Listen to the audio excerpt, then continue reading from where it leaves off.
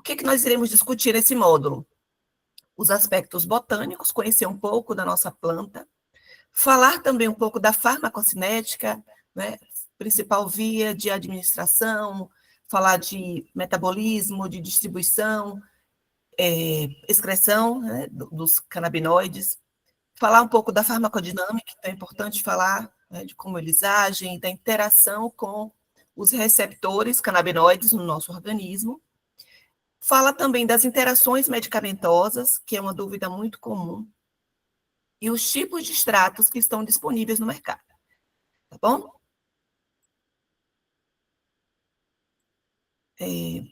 Como o Dai já me apresentou, mas só para talvez alguém que entrou agora na aula, eu sou Fernanda Pinheiro, sou farmacêutica, sou formada pela Universidade Federal da Bahia, tenho doutorado em recursos genéticos, sou especialista em farmacologia clínica, sou professora, né, da universitária e eu coordeno atualmente o curso de farmácia em 2 centros universitários aqui na Bahia, tá? Sou também como consultora científica e sales executive da Revive de Brasil.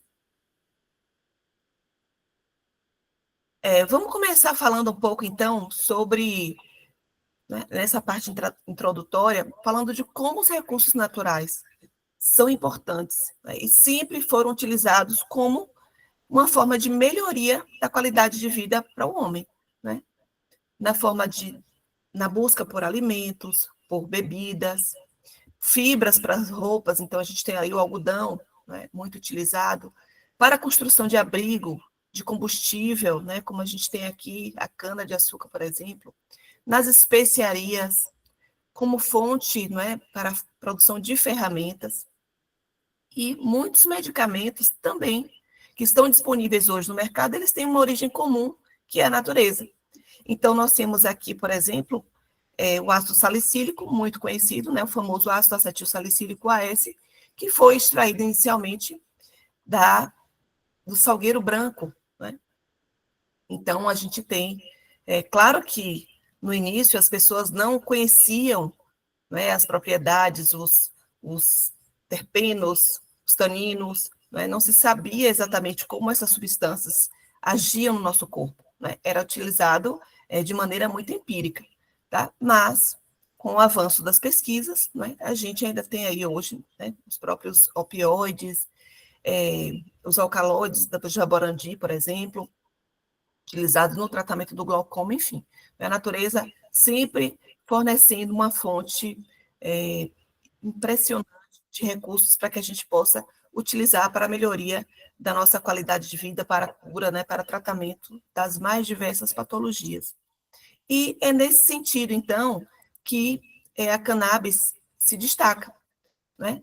Durante muito tempo, realmente a cannabis foi marginalizada, né? Então, se falava sempre, né, que era associado, né, à violência, enfim. Então, hoje, a cannabis é reconhecida como uma valiosa commodity e é usada para além da medicina, né? É utilizada também na construção civil, na indústria têxtil, na indústria alimentícia, na produção de cosméticos. Então, a gente tem assim, uma ampla variedade de utilização da cannabis. E eu trago para vocês aqui esse textozinho que diz o seguinte: as árvores nos fornecem madeira para construir, o algodão nos veste, o trigo, o milho e outros grãos nos alimentam. As plantas medicinais estão aí para dar alívio quando estamos doentes, e muitas outras plantas estão disponíveis para nos sustentar e nos auxiliar em nosso empreendimento humano. Contudo, existe apenas um único auxiliar vegetal, que é usado no mundo inteiro, desde a pré-história até os dias atuais, não é isso, gente? E que nos fornece alimento, roupa, material de construção, combustível. Olha como ela não é, como a amplitude de utilizações que a gente pode associar à cannabis.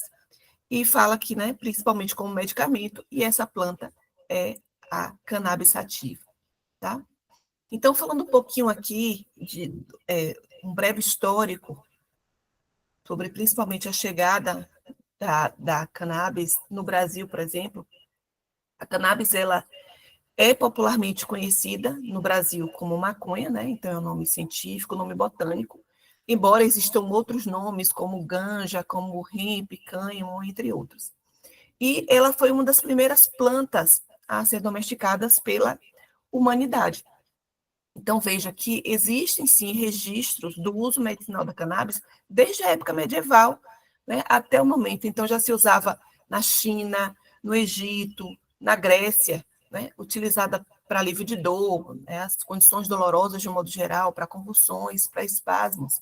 Então, ela é utilizada há milhares de anos por muitos continentes diferentes. E, assim, é curioso porque muitas vezes a gente ouve ainda hoje, né, falando assim, olha, não existem estudos, né, não há comprovação científica sobre o uso medicinal da cannabis. Como que não existe, como que não existem estudos, né? Na verdade, tem um gap aí por conta da proibição que aconteceu durante um período, mas a cannabis já vem sendo utilizada há muitos anos. Então, a gente consegue verificar nesses registros aqui, por exemplo, né, as várias referências ao uso medicinal da planta, né, ao longo da história.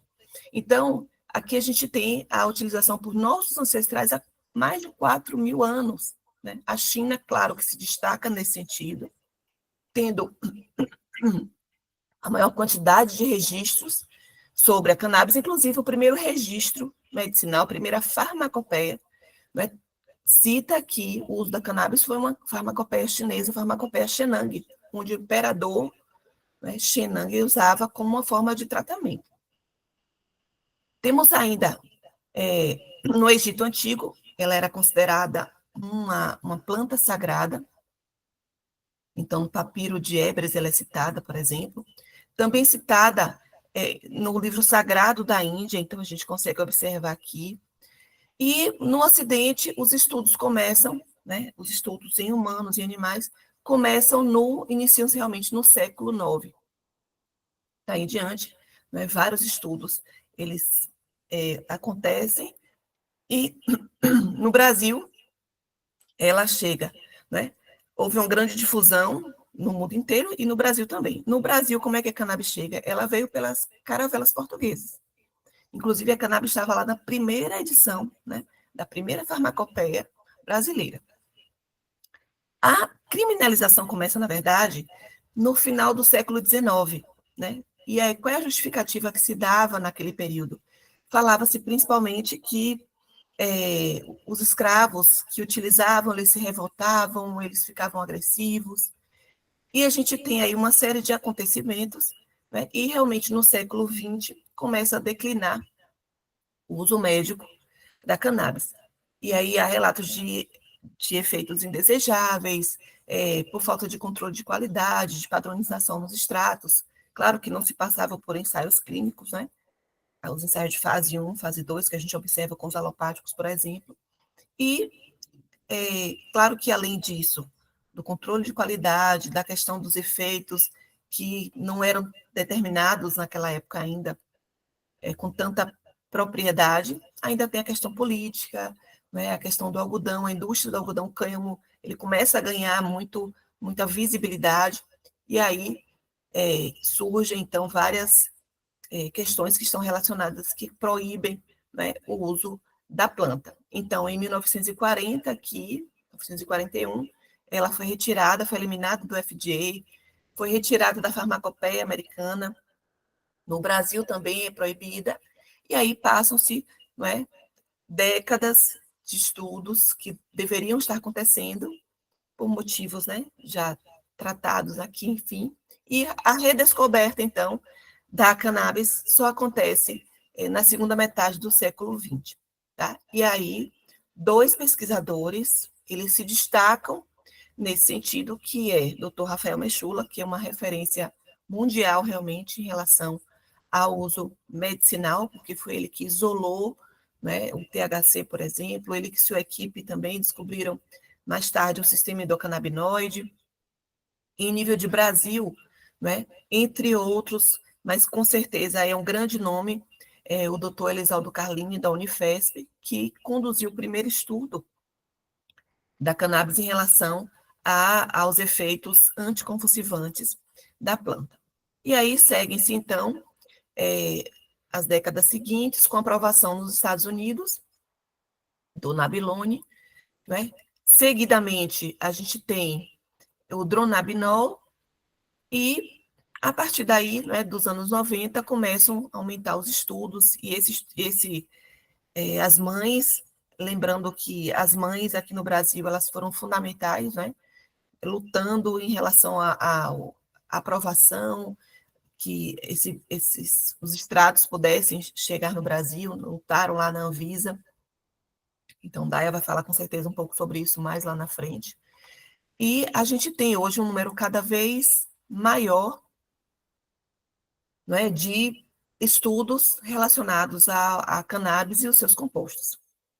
Então, imaginem que no século XIX a gente já tinha ali, né, a morfina já tinha sido extraída do ópio, né, já se conheciam os opioides, os receptores, a cocaína da eritroxilon-coca já tinham sido extraídas das folhas da coca. Mas a cannabis não havia sido isolada ainda, justamente por conta desse gap aí que ficamos, né, sem poder estudar adequadamente. Então, como estudar uma planta, né, saber quais são os efeitos que essa planta e os seus componentes produzem no nosso organismo, no organismo humano, quando não se conhece esses constituintes, né? Quais são os constituintes químicos, se não se conhecem, né? Como é que a gente vai avaliar os efeitos, tanto os efeitos terapêuticos quanto os efeitos indesejáveis?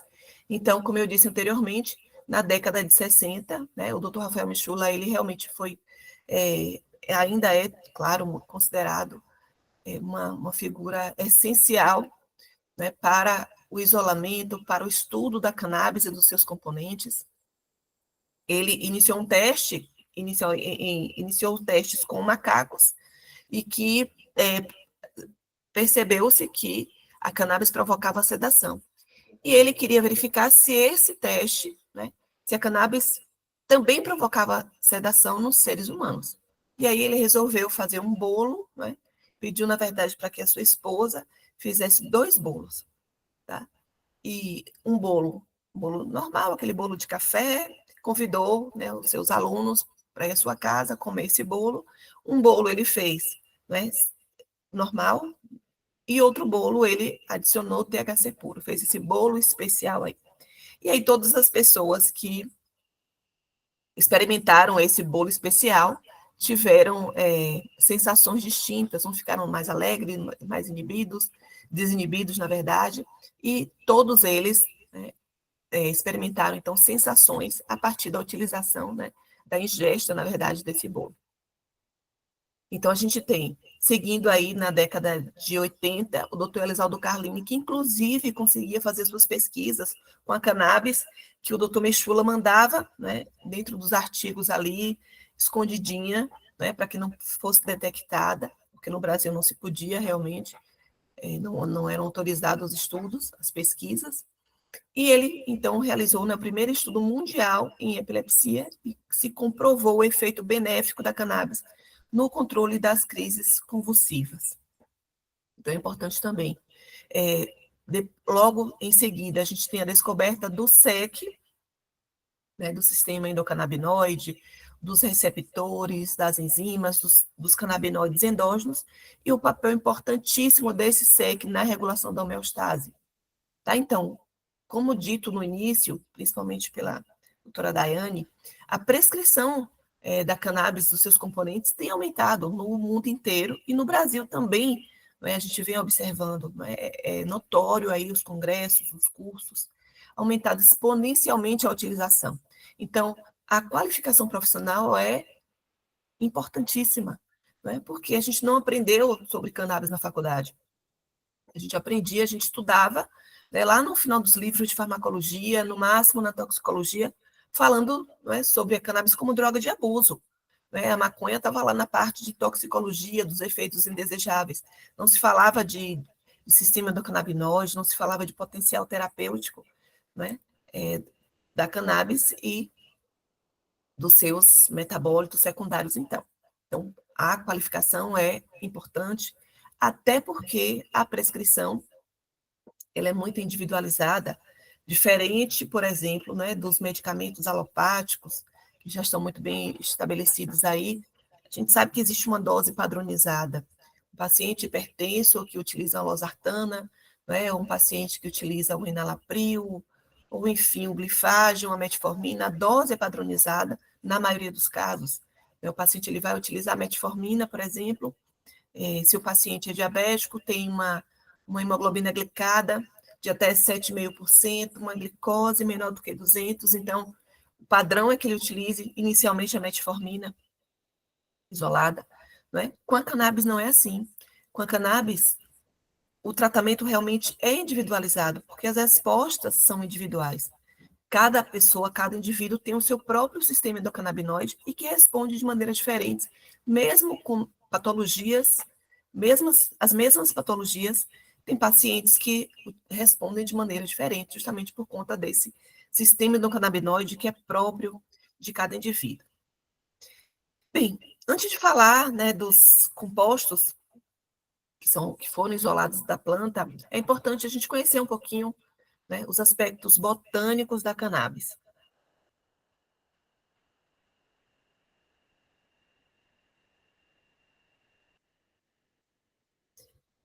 Já passou aqui? Então, a cannabis é o termo científico, é o termo botânico de uma planta que é conhecida popularmente como maconha, né? Na verdade, maconha e o cânhamo, né? É um anagrama aí, maconha é um anagrama do cânhamo. Existem diversas variedades de cultivo, já existem hoje mais de 100 espécies catalogadas. Na verdade, são variedades, né? Porque a espécie é única, a espécie é Cannabis sativa L, de Linneu, botânico, né, que estudou essa variedade. Então, eles pertencem, né, a cannabis pertence à família Cannabaceae, o gênero é monotípico, o gênero Cannabis, e só existe uma espécie, que é a Cannabis sativa L. E existem subespécies ou variedades, que é a Cannabis sativa, sativa, sativa indica, sativa ruderalis. É claro que, como eu disse, justamente por conta da adaptabilidade dessa planta, por conta das variações morfológicas, das variações genéticas, existem hoje diversas modificações desses padrões aqui. E é claro que as características morfológicas, o percentual de compostos, tanto terpenos, flavonoides, fitocannabinoides, vai depender de características como luminosidade, umidade, localização geográfica, isso vai impactar diretamente na qualidade e na quantidade dos ativos, e é isso, por esse motivo, já vai, né, ligando um alertazinho assim, como é importante a gente conhecer, né, a procedência dessa planta na hora da prescrição.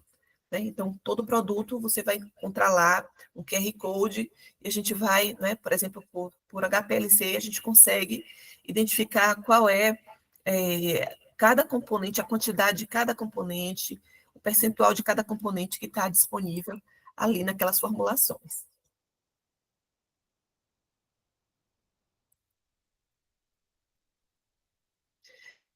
Bom, passei demais.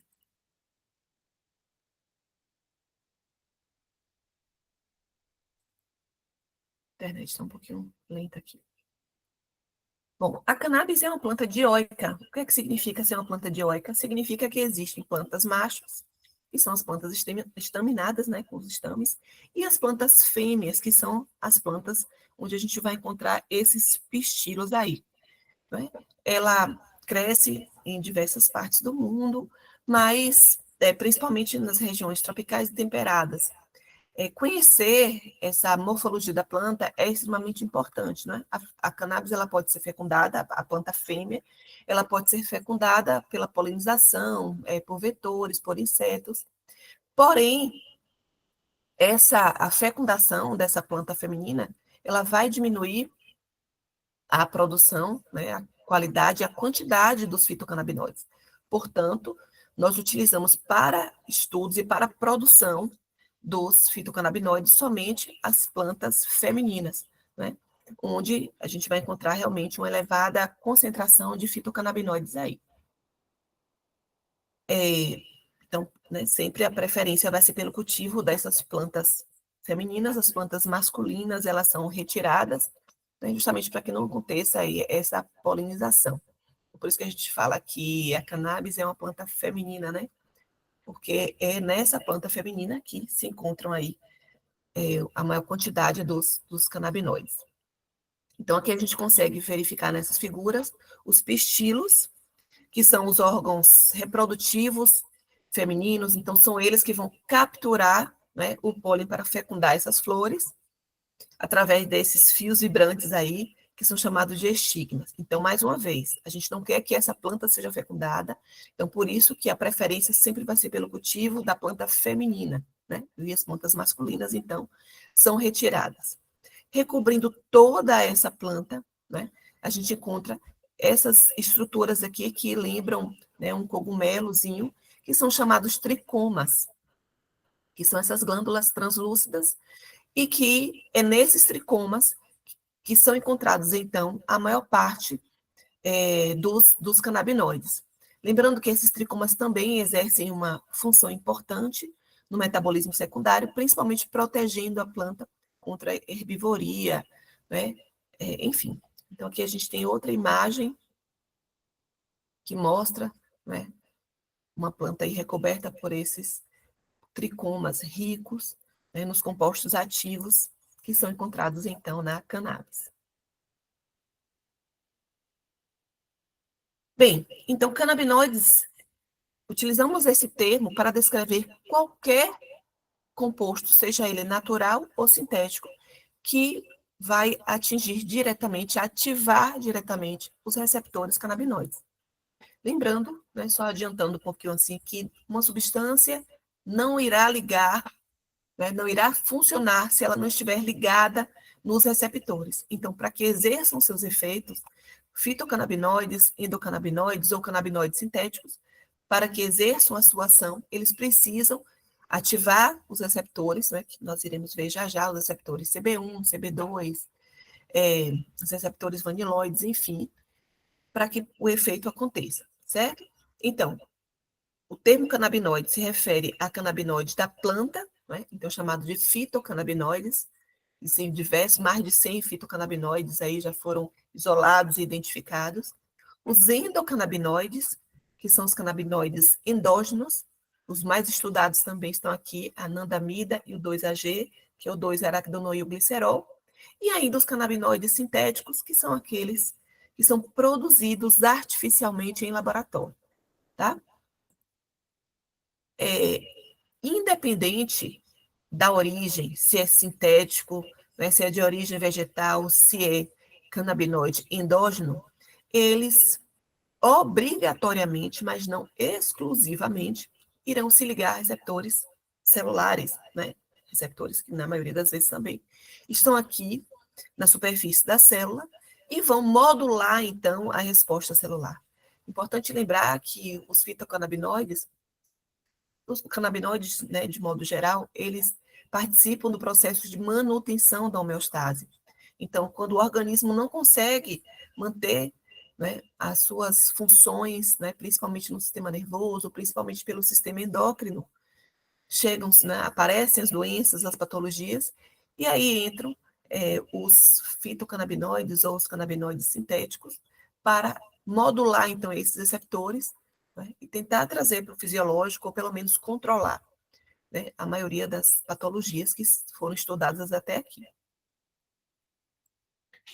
Falando um pouco, né, desses constituintes químicos, nós já temos hoje mais de 700 compostos, muito mais do que 700 compostos, identificados nas plantas do gênero cannabis, principalmente os chamados monoterpenos, sesquiterpenos, flavonoides, esteroides, né, e principalmente os fitocannabinoides, que é o nosso alvo principal de estudo. Todos eles são considerados metabólitos secundários das plantas.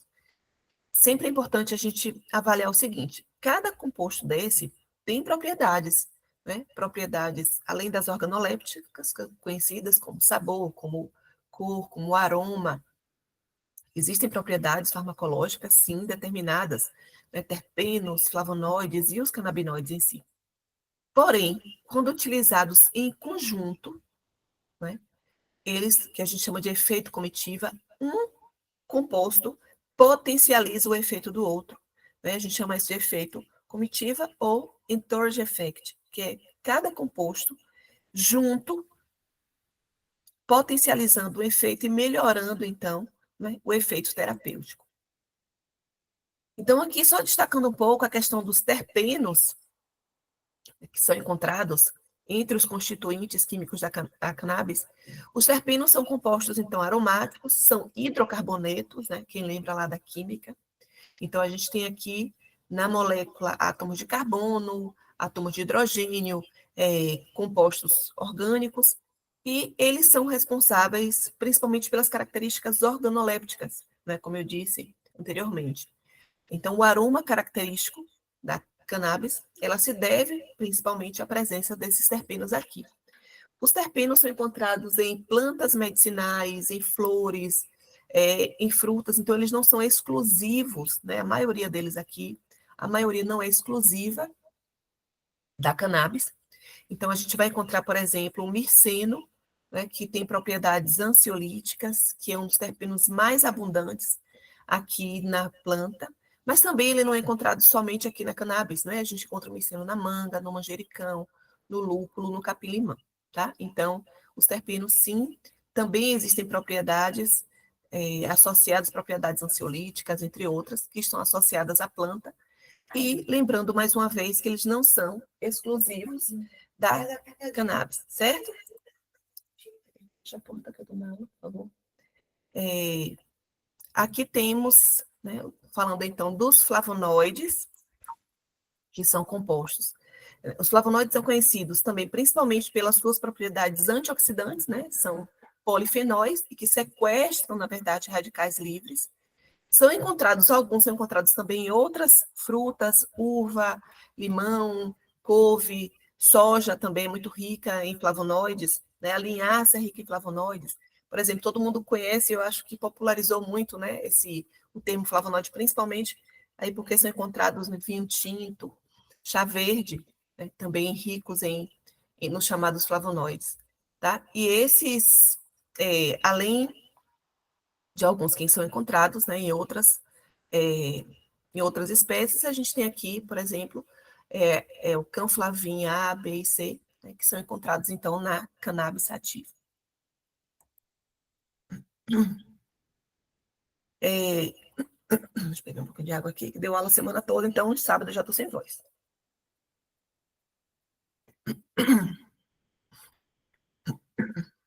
Então, cada composto isolado tem efeito terapêutico, como eu disse, né? Flavonoide, terpeno e fitocannabinoide, cada um tem seu efeito terapêutico já determinado. No entanto, juntos, né, que a gente chama esse efeito comitiva, eles potencializam os efeitos uns dos outros. Por isso que as formulações, né, que são denominadas full espectro, né, são as, de maneira geral, né, as que são mais utilizadas e com maiores níveis de evidência. Claro que, né, nem todos os pacientes vão responder adequadamente, existem patologias que exigem o uso dos isolados ou de um broad, mas muitos estudos realmente se concentram nos chamados full spectrum, que tem tudo da planta, justamente por conta desse efeito comitivo. Conhecer como esses fitocannabinoides são sintetizados é importantíssimo para que a gente consiga compreender os efeitos terapêuticos aos quais esses fitocannabinoides, então, são utilizados, estão associados, né? Então, a síntese, como eu falei lá nos slides anteriores no início, a síntese desses fitocannabinoides acontece dentro desses tricomas, né, dessas células secretoras aqui, células secretoras que ficam dentro desses tricomas e que são, né, distribuídos aqui por toda a planta, sempre em maiores proporções nas flores e inflorescências femininas não fertilizadas. Né? Lembrando mais uma vez que a gente não quer que essas sementes sejam fertilizadas então. Né? Além dos fitocannabinoides, essa resina vai ter terpenos, né, e flavonoides que a gente já falou também aqui, certo? Então, esses fitocannabinoides são metabólitos secundários e têm um caráter predominantemente apolar. O que é que significa? Qual a importância dessa característica? Né? Significa dizer que eles têm baixa solubilidade em água, né? Boa solubilidade em óleo, por exemplo. Então, por exemplo, por isso que se utilizam muitos veículos como TCM, né, os triglicerídeos de cadeia média, justamente porque são substâncias lipossolúveis, tá? Os precursores, né? A gente pode dizer assim que o canabinoide mãe ou pai, como se diz por aí, é o ácido canabigerólico, que é esse CBGA, tá? Ele será formado, então, pela reação do ácido olivetólico, que vocês estão vendo aqui, com o geranil difosfato, que é esse GBP, tá? Então, uma sintase específica, né, uma transferase específica, vai formar o ácido canabigerólico, e este, por sua vez, vai ser, então, convertido nos seus respectivos canabinoides ácidos. Né? Então, a planta in natura, né, os canabinoides estão na forma ácida. Tá? Então, a gente tem aqui o ácido tetrahidrocannabinólico, que é o THCA, o ácido canabidiólico, que é o CBDA, e o ácido canabicromênico, que é o CBCA, certo? Esses canabinoides, então, ácidos, eles são convertidos nos respectivos canabinoides neutros por um processo de descarboxilação, que pode ser induzida pelo calor, né, ou pode ser de forma natural, pelo envelhecimento da planta, ou pelo armazenamento da planta nos canabinoides, né, e transformado, então, nos canabinoides neutros. Inicialmente, os estudos, realmente, onde a gente tem o maior número de estudos em relação aos canabinoides neutros, mas já se tem também muitos estudos com os canabinoides ácidos. Então, como eu disse para vocês, no material vegetal fresco, na planta in natura, né, a maior parte dos canabinoides que são de interesse, claro que existem outros, mas os que são mais estudados, né, estão na forma de canabinoides ácidos. E aí, por um processo de descarboxilação, né? Porque descarboxilação aqui justamente é a perda desse radical carboxílico, a retirada desse radical carboxílico, que é, na verdade, uma molécula aqui do dióxido de carbono. E eles são transformados, então, nos canabinoides neutros, né? CBD, THC, entre outros, tá? Que possuem propriedades farmacológicas de interesse, são os mais estudados, não é? Mas existem outros tantos canabinoides aí envolvidos com a planta também. Bom, qual a forma de extração? Né? Como é que esses canabinoides são extraídos? Existem várias formas de extrair, e uma das mais utilizadas é a famosa extração por CO2 supercrítico, né, que se extrai tanto CBD, terpenos e os diversos outros fitocompostos que são utilizados, né, na terapia. Então, os recipientes são carregados com as flores ricas em CBD.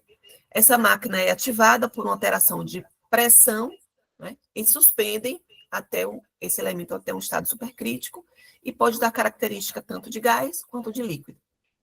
E aí, essas substâncias posteriormente entram nesse recipiente, e o solvente absorve canabinoides e terpenos, e se tem aí, né, se remove posteriormente, então, esse CO2, não deixando nenhum vestígio de contaminação nesse extrato, e se tem aí um extrato integral e puro, tá? Não é só essa forma de extração, existem outras também que são utilizadas.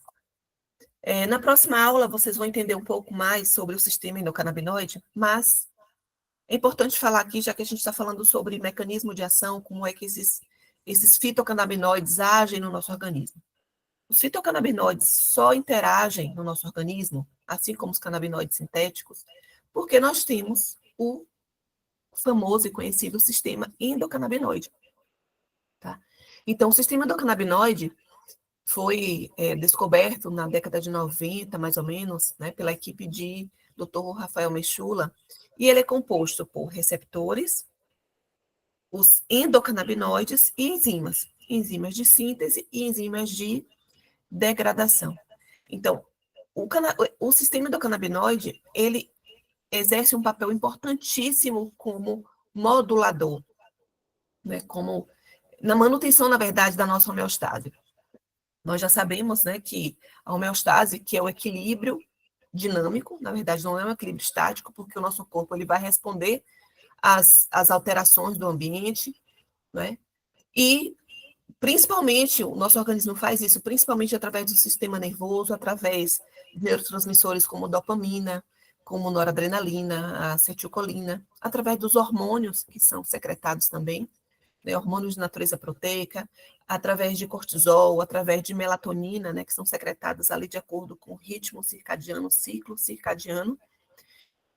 E o sistema endocannabinoide também faz parte, né, dessa homeostase. Já se sabe que o sistema endocannabinoide tem um papel fundamental nessa manutenção da homeostase. E, como eu disse, muitas patologias hoje estão atribuídas à quebra desse equilíbrio homeostático, como, por exemplo, na verdade, eu me perdi aqui porque eu caí, foi? Vocês estão conseguindo me ouvir? Eu estou acompanhando aqui pelo celular. Ouço sim, ouço sim. Ah, tá. Tá mostrando aí, né? A aula. Ok, voltou.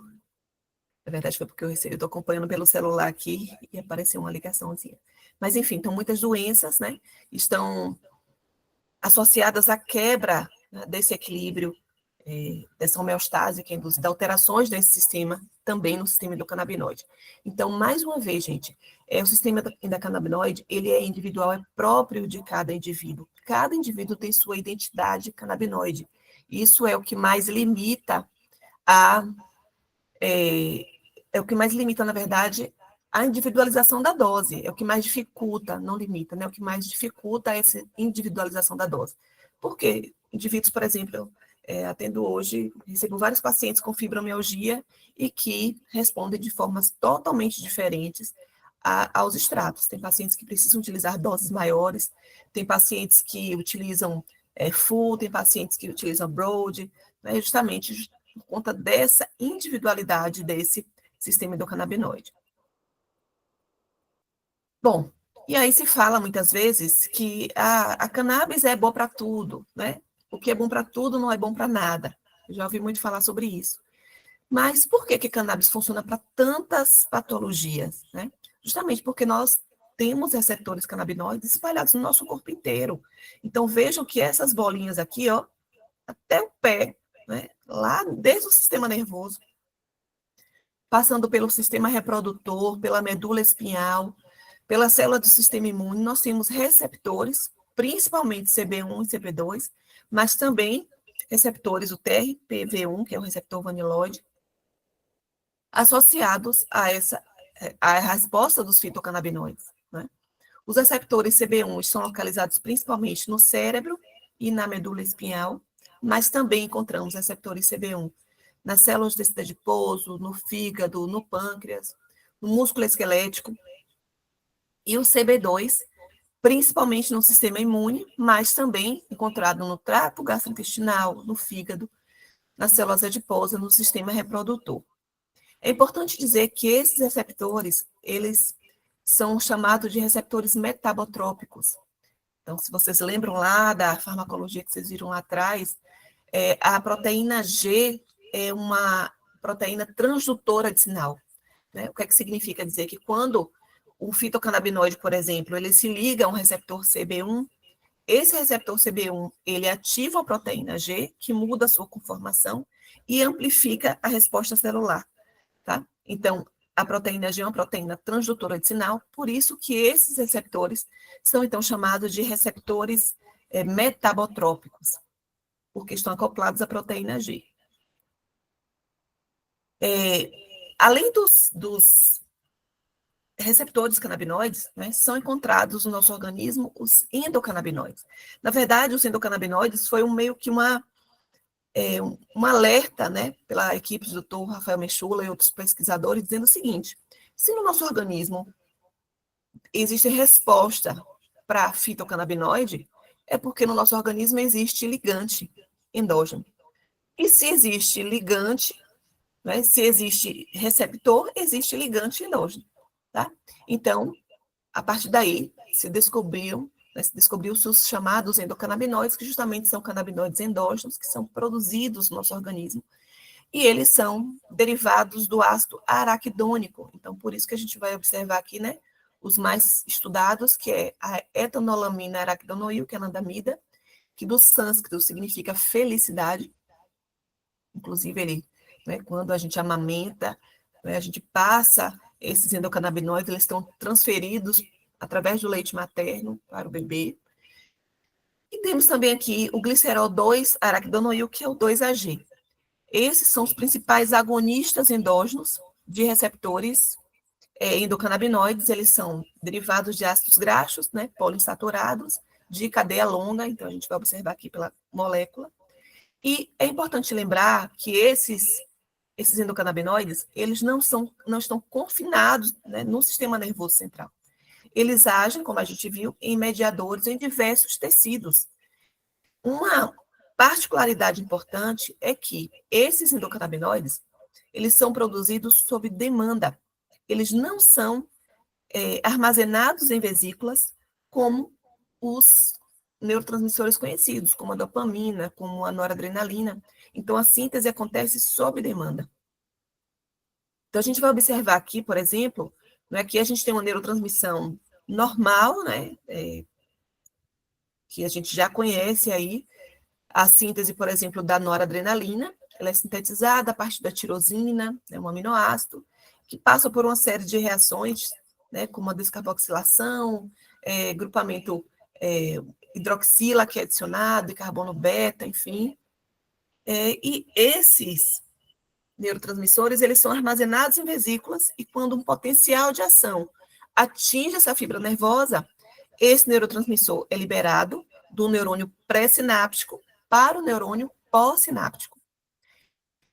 O sistema endocannabinoide, ele funciona de maneira diferente, por isso que eles são chamados de mensageiros atípicos, porque a liberação acontece do neurônio pós-sináptico para o neurônio pré-sináptico.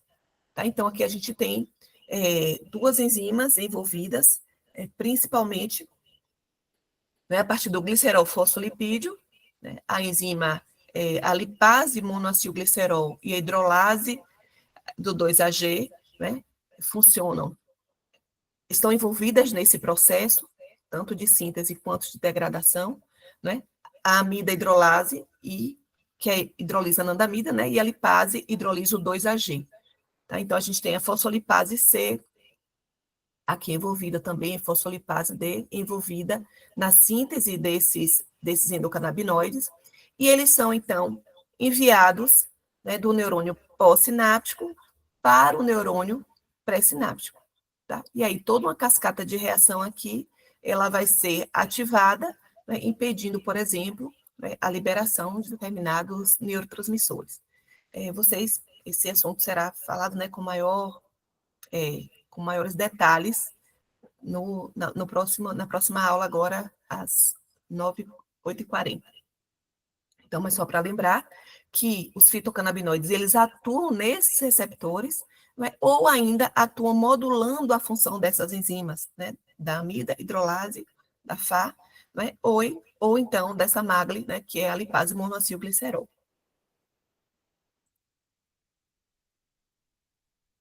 Bom, nós temos os aspectos farmacológicos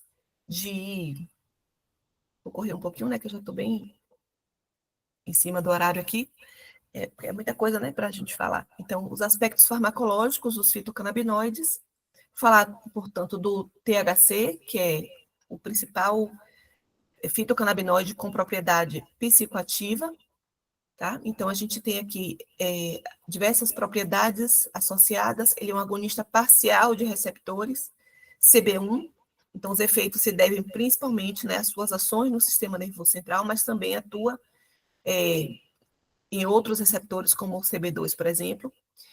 Ele é regulador, a espasticidade, o apetite, humor, então, muito utilizado. Raramente a gente vai encontrar algum produto para dor que não tenha THC na sua formulação. Tá? Então, são também considerados agonistas de receptores de glicina, aumenta a sensibilidade ao glutamato por conta disso, promove relaxamento muscular, alívio de dor. Então, uma das aplicações aí para as síndromes dolorosas, como a fibromialgia, é considerado um agonista, né, desse PPAR-G, então tem a capacidade de induzir a apoptose em células tumorais, tem também poderoso efeito anti-inflamatório, efeito neuroprotetor, principalmente aí nos níveis do peptídeo beta-amiloide, então potencial terapêutico sim para Alzheimer, e nós temos hoje referências aí maravilhosas de pacientes que têm utilizado os nossos produtos, né, com redução de sinais e sintomas, com melhora de qualidade de vida para esses pacientes. É importante sinalizar aqui que o THC, ele é metabolizado, né, lá no fígado, pelo sistema de citocromo P450, e isso vai impactar diretamente na biotransformação dessa substância, ele vai agir, né, como ele age, tem interação com outros medicamentos, e alguns medicamentos e substâncias também interagem, né, com o THC. Vou falar um pouco mais sobre isso lá na frente. Aqui a gente tem o CBD, que é o segundo canabinoide mais abundante, e principalmente então, a maioria dos produtos, né, para finalidade terapêutica, realmente tem o CBD na formulação. Como, na verdade, esse não psicoativo aqui, eu vou colocar um entre aspas, porque hoje já existem estudos dizendo que o CBD é psicoativo, sim, ele não é psicotrópico, mas ele é psicoativo. Ele é utilizado, então, principalmente, né, pela interação com receptores CB1, CB2, receptores serotoninérgicos, receptores vaniloides. É considerado um agonista de receptores CB1, então a gente vai ver que ele age como um modulador alostérico negativo do receptor CB1, isso é importante para diminuir, né, o efeito psicotrópico do THC. Inibe também, alguns estudos estão relacionados à inibição da FA, que é aquela enzima que hidrolisa a anandamida, então por conta disso tem efeitos antipsicóticos associados, efeitos anticonvulsivantes, então bastante utilizado aí no tratamento das epilepsias refratárias, e também é considerado um agonista serotoninérgico, né, receptor 5-HT1A, então excelente quando se fala de controle de ansiedade, também neuroprotetor e antioxidante, tá? Então, essa ausência de receptores no bulbo, né, não existe receptores no bulbo para esses fitocannabinoides, então a gente não vai encontrar dados relativos à overdose, tá, relacionada a esses compostos.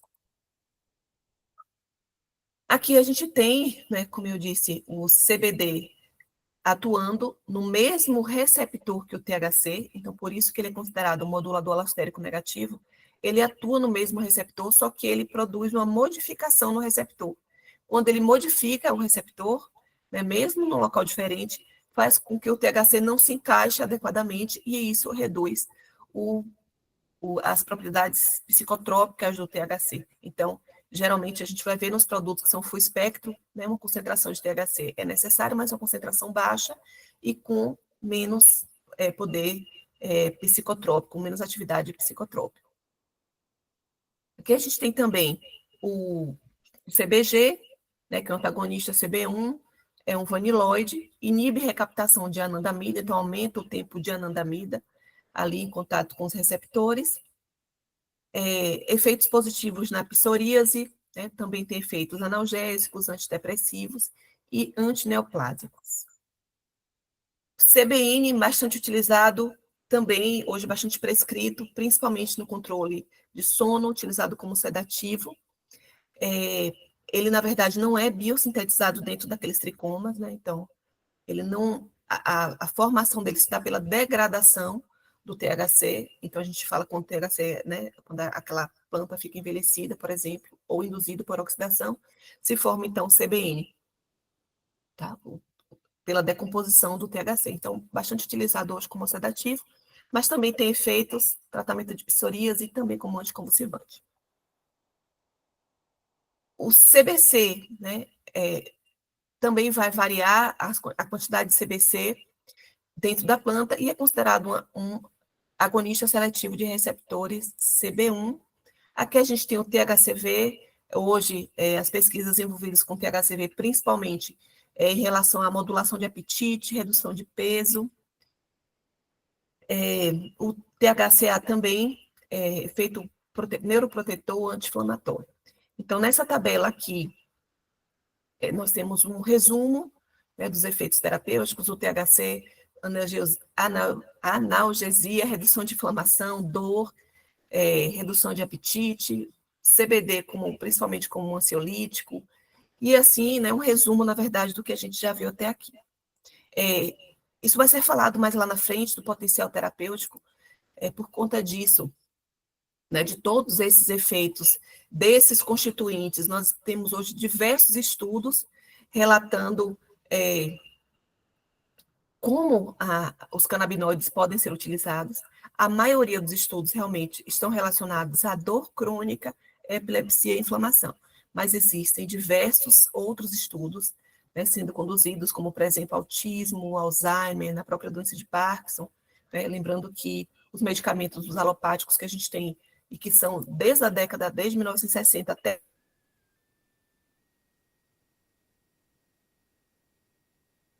hoje, cognitivo, então a cannabis é utilizada aí nesse sentido. Aqui a maioria dos estudos, né, falando sobre indicações, principalmente no tratamento da dor, e o que é importante sinalizar, o que é importante levar em consideração na hora da escolha, da prescrição de um medicamento, né, um derivado canabinoide, qual a origem dessa planta, né? A planta, ela, a depender do solo que ela tiver, ela retira a contaminação do solo, então você vai encontrar, né, nessa planta aí, às vezes, metais pesados, enfim, então é importante conhecer a origem dessa planta.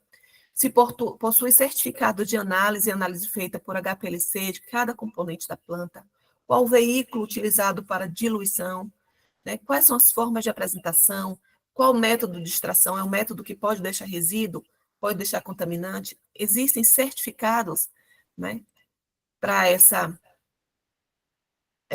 amostra, para esse material. E aqui a gente tem um exemplo de um cromatograma, um COA, né, que quando você coloca o QR Code, você consegue verificar, então, a gente vê aqui que tem CBD, CBN, né, nesse material que foi analisado, nesse extrato que foi analisado, e aqui, né, o certificado do controle de qualidade que também, né, a empresa fornecedora ela precisa avaliar. Então, na eVivid, a gente tem aqui os selos de orgânicos e todos os compostos, né, estão lá determinados a partir desse COA. Nós temos aqui as diversas formulações, né? As que são mais conhecidas são as linhas Full Spectrum, que é chamada de linha Holy, que é aquela linha que tem todos os componentes da planta.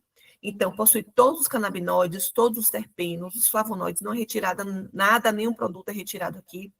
E aí, normalmente, né, como a maioria dos estudos se concentram nessas linhas chamadas Full Spectrum, né, são que normalmente os mais indicados, mas existem pacientes, né, que têm uma sensibilidade aumentada do THC e que precisam utilizar um broad, ou então você quer adiar a introdução do THC. Os nossos produtos, eles são produtos importados, então eles têm menos de 0,3% de THC. A linha Broad Spectrum é aquela que tem tudo da planta, porque a gente consegue os benefícios dos outros componentes, só não tem o THC. Então, utilizado principalmente no esporte, né, quando você precisa ter um efeito positivo dos canabinoides sem o THC. Um competidor, um esportista, por exemplo, ele não pode ter o THC na formulação, que ele vai ser detectado na urina, as fezes, enfim. E os isolados, que é o CBD, que é o puro, que se tiram todos os canabinoides e usa só aí o CBD.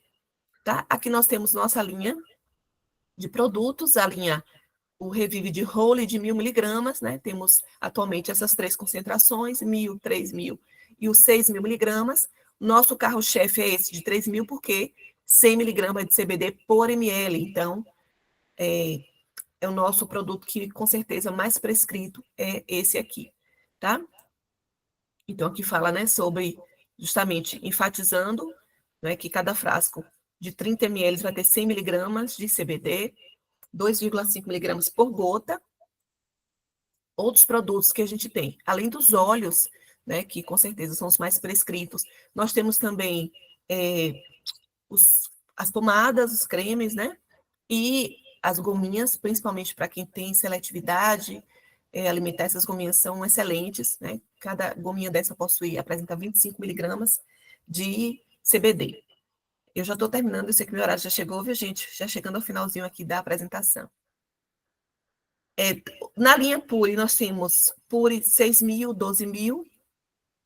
As linhas Sport também, né? É aquele que é o chamado Broad Spectrum.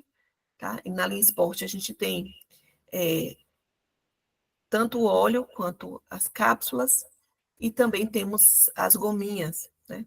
Presentes aqui. Então, são esses os produtos, né? Full, Pure ou Broad Spectrum, que são disponibilizados para que vocês possam prescrever, então, tá?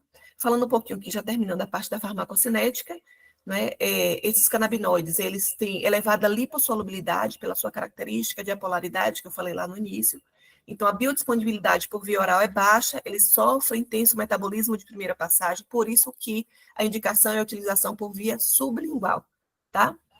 Ao invés de usar, né, ingerir, engolir esse medicamento, né, realmente utilizar por via sublingual, deixar alguns segundos, 1 minuto, ali debaixo da língua antes de engolir. Tem uma absorção lenta e a concentração máxima do THC e CBD é entre 1 até 5 horas.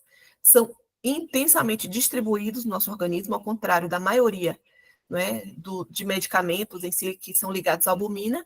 Os canabinoides, eles são ligados à LDL, né, que é a lipoproteína de baixa densidade. Então, 97% em média fica ligado a essas lipoproteínas, ou seja, a gente só tem em mais ou menos 1% livre. Então, qualquer outro medicamento que possa competir, né, pela ligação às proteínas, aí a essa lipoproteína aumenta a fração livre desses fitocannabinoides, altamente distribuídos para cérebro, coração, pulmão, fígado, justamente por conta da elevada lipossolubilidade, e isso gera, nesses compostos, um alto volume de distribuição, e eles podem ficar retidos, inclusive, no tecido adiposo, né? São metabolizados principalmente no fígado, né, por aquele sistema que metaboliza ou medicamentos, como o CYP, CY450, o CYP2C9, 2C19, 3A4, e por conta disso, mais uma vez, eles têm baixa biodisponibilidade. Disponibilidade porque passam, né, por intenso metabolismo de primeira passagem. Tanto o CBD quanto o THC atuam como inibidores enzimáticos. Então, se eles atuam como inibidores enzimáticos, significa que vai fazer aumentar a taxa de biotransformação de medicamentos e pode diminuir muitas vezes, inibidor enzimático, ele diminui a taxa de biotransformação, o que pode aumentar a concentração livre, né, por exemplo, e é muito comum a gente observar essa interação com benzodiazepínicos. Eliminado, né, a taxa de eliminação vai variar com a dose e a frequência de uso, mas o THC ele pode ser excretado desde dias até semanas, ele pode permanecer no organismo e a excreção acontece principalmente ali pelas fezes e pela urina. É importante falar, né, sobre interações medicamentosas. Muitos desses fitocannabinoides diminuem a eficácia de contraceptivos orais. Então, importante adicionar métodos contraceptivos adicionais. São inibidores enzimáticos, como a gente já viu. Então, quando eles são inibidores enzimáticos, eles acabam diminuindo a taxa de biotransformação, que pode aumentar, né, os níveis plasmáticos de medicamentos e, consequentemente, o tempo de meia-vida. Topiramato, valproato, antidepressivos, benzodiazepínicos, podendo levar a níveis tóxicos. Então, a indicação qual é? O intervalo de 1 a 2 horas, né? Não é que o paciente não vai poder utilizar os dois ao mesmo tempo, né? Mas um intervalo de 1 a 2 horas entre os fitocannabinoides, né? Os extratos, e o medicamento, como um benzodiazepínico, por exemplo. Substâncias como a carbamazepina, fenitoína, cigarro, são considerados indutores enzimáticos das enzimas que biotransformam os canabinoides, então pode reduzir os níveis plasmáticos deles, né, fazendo com que perca efeito mais rapidamente, e evitar, então, a associação desses canabinoides com os depressores centrais, como o álcool, como benzodiazepínicos, como opioides, né? Justamente pelo aumento da sedação e sonolência. Se usa muito hoje, os pacientes, por exemplo, estão fazendo desmame, até na questão do uso de drogas de abuso, né? Tem se implementado a utilização dessas substâncias, desses canabinoides, né, para diminuir a dose dos opioides, por exemplo, né, para fazer desmame de drogas de abuso, para fazer desmame de álcool, tá? E aqui os desafios, né, que são sempre importantes, como existe uma grande variação interindividual na resposta, né, justamente pela variação no sistema endocannabinoide, a concentração vai ser muito própria de cada paciente, então vai ser aquela questão, vai ser começar sempre com doses baixas e aumentando aos poucos, né, para que se tenha a resposta máxima daquele medicamento. Sofrem, né, variações no metabolismo, tanto THC quanto CBD, isso pode variar de acordo com o metabolismo de cada indivíduo, e é importantíssimo, gente, que vocês sempre avaliem controle de qualidade, né, de onde vocês irão prescrever esses medicamentos. Né? Hoje a gente tem aí, né, diversas apresentações sintéticos, a gente tem das associações de pacientes, né? Tem aqueles, né, de origem desconhecida, então é importante realmente avaliar qual a origem, a qualidade desse óleo, dessa goma que está sendo prescrita, tá? Aqui algumas referências utilizadas. Obrigada, então, por essa breve aula aqui. É muita coisa para a gente falar em 1 hora, mas realmente é um módulo introdutório e vocês continuarão aí com os módulos que se seguem. Vai ser uma manhã muito produtiva, de bastante conhecimento.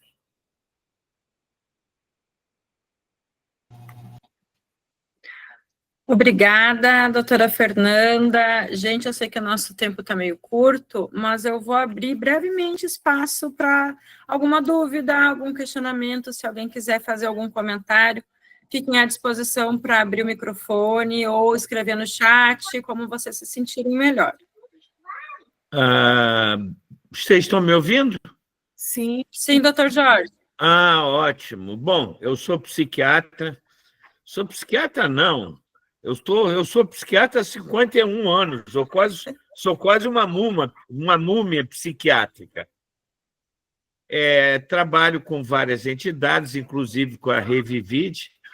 Eu criei um projeto chamado Coterapeuta, Coterapia, inclusive eu roubo de vez em quando uma funcionária da Revivide, que é minha coterapeuta, que é a Sabrina. E como eu sou professor universitário, eu dou muitas palestras, não só na área de medicina, de técnica de enfermagem, e nem sempre é fácil encontrar algum. Primeiro, parabéns pelas explicações, tá? Mesmo já com tanto tempo, até porque, como eu falo para minhas coterapeutas, quando eu começo uma palestra, a nível de canabidiol, nós estamos sempre aprendendo. Sempre, sempre. Se alguém disser que sabe tudo, é um grande mentiroso. Pula fora que ele é mágico. Então, como eu dou muitas palestras e nem sempre a gente encontra as imagens que a gente necessita para colocar no nosso PowerPoint ou no nosso PDF, depois fazer um pedido baseado na minha idade, já que eu sou um senhor, mereço todo o respeito, né? Quase 80 anos de idade, né? Eu tenho até pela lei federal prerrogativas da nossa palestrante, depois ver se cedia a palestra dela, os slides dela, para eu inserir alguns desses slides nas minhas palestras, mas eu prometo a ela que eu pago royalties. Eu falo o nome dela, digo que foi cedido por ela. Pode deixar, com certeza, a gente vai disponibilizar sim. Isso, é isso que eu queria pedir e parabenizar aí a você pelo encontro de hoje, tá? Obrigada. Eu assisto suas aulas, já assisti várias aulas suas e eu fico encantada, viu? Com as suas explicações. Sou sua fã aqui. Que bom, olha só. Aí depois eu dou um autógrafo, tá? Obrigada. Tá? Vamos lá, vamos continuar. Vou calar a boca agora, que eu falo demais. Vamos lá. Eu tenho TDAH, eu falo demais. Vamos lá. Obrigada, doutor Jorge. Pode deixar que a gente vai disponibilizar os materiais, sim. Doutora Raquel também levantou a mão. O microfone está desligado. Eu estou sem voz também. Vamos lá. Eu estou fazendo as ações aqui, só para explicar rapidamente, até a minha presença aqui. Eu estou fazendo umas ações de fornecimento de medicamento da Revivit, e assim, eu estou tendo alguns problemas com a fundamentação mais técnica, sabe? Porque essa área não é a minha área é o direito público. E aí eu estou esbarrando muito com relação a um relatório da Conitec. De repente, a professora saberia me explicar o que é? Se não souber também, não tem problema, porque eu também estou pesquisando. Eu acho que eu acho que a Daiane aí, que é advogada, talvez possa te explicar melhor o relatório da Conitec. Você conhece, Daiane? Sim, o que a juíza pede? No caso da tecnologia com análise pela Conitec, deverá indicar se existe vício de ilegalidade, de procedimento, ou de algum motivo indicando o fundamento no relatório. Até agora, todos os relatórios que eu achei falavam da epilepsia, e eu queria saber se existia um relatório geral, porque só da epilepsia em si não é uma patologia única que o canabidiol vai ser eficaz, né? Relatório geral não tem, até porque existem diversas patologias e os pacientes respondem de maneiras diferentes, então eu penso que não vai ter esse relatório único, né, para qualquer coisa. Mas talvez pode se explicar melhor isso aí. Acredito que não, porque são por patologias, né? A cannabis tem um tratamento diferenciado, e muitas vezes as pessoas querem colocar ela no pacote de alopáticos, mas é totalmente diferente, gente, né? Então, mas eu vou dar uma olhada, doutora Raquel. Tem uma advogada de Santa Catarina, que ela é advogada e farmacêutica. Então, ela é a doutora ela é Priscila Dropa, e ela trabalhava com a NetJus. Então, se existir, com certeza, a Priscila deve saber. Me lembra de perguntar para ela, por favor? Claro que sim. Tá bom. Obrigada. Obrigada, e parabéns pela apresentação. Obrigada. Gente, então vamos dar sequência. Doutora Roque pediu a palavra, Dai. Doutor Larroque? A Raquel é advogada, né? Sim. Raquel, veja bem, eu sou um rato de pesquisa, e eu tenho praticamente certeza que não existe nenhum documento que faça tipo um glossário e com afirmações de que tudo de pesquisa geral. Quer dizer, hoje em dia existem muitas pesquisas pontuais de várias patologias, mas não tem nenhuma que agregue tudo ainda, né? Eu espero que isso aconteça. Agora, tem uma coisa, Raquel, que talvez você, como advogada, não sabe, e talvez seja uma das coisas mais importantes da medicina, pelo menos na área da psiquiatria, assim, que é a chamada prescrição off-label. Hoje em dia, não sei se você conhece esse termo, conhece? Não, estou até anotando para pesquisar. Eu vou te dizer o que é. Muitas vezes uma medicação é lançada com uma função específica. Por exemplo, o Rivotril, quando foi lançado no mercado, e eu participei da pesquisa dele, ele foi lançado como um anticonvulsivante característico numa patologia chamada pequeno mal.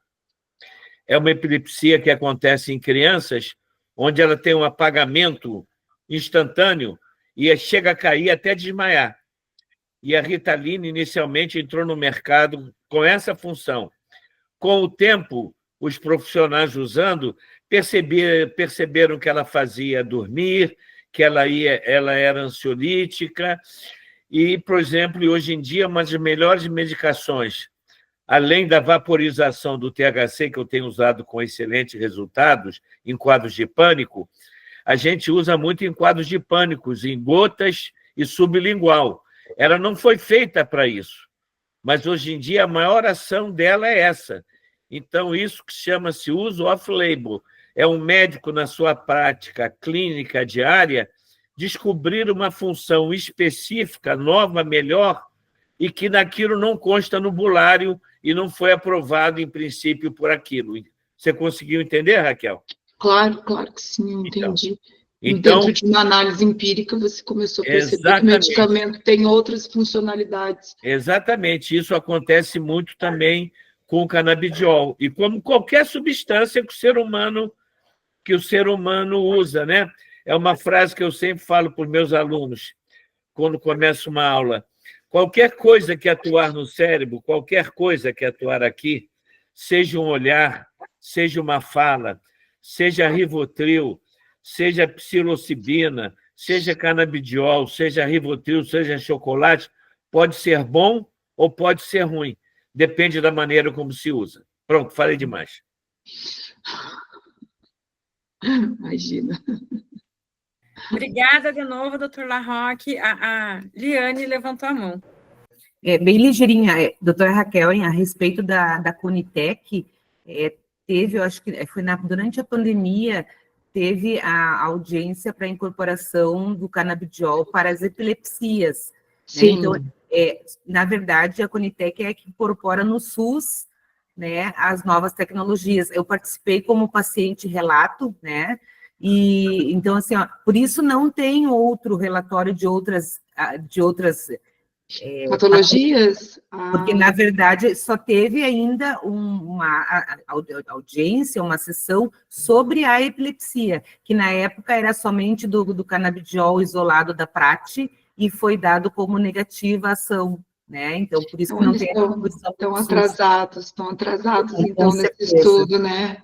Com certeza. Isso aconteceu na pandemia e depois não teve mais nenhuma ação na Conitec sobre canabidiol. Ah, entendi. Então, acho que eu já sei o que eu vou fazer. Mas eu agradeço, de qualquer forma, toda a ajuda de vocês.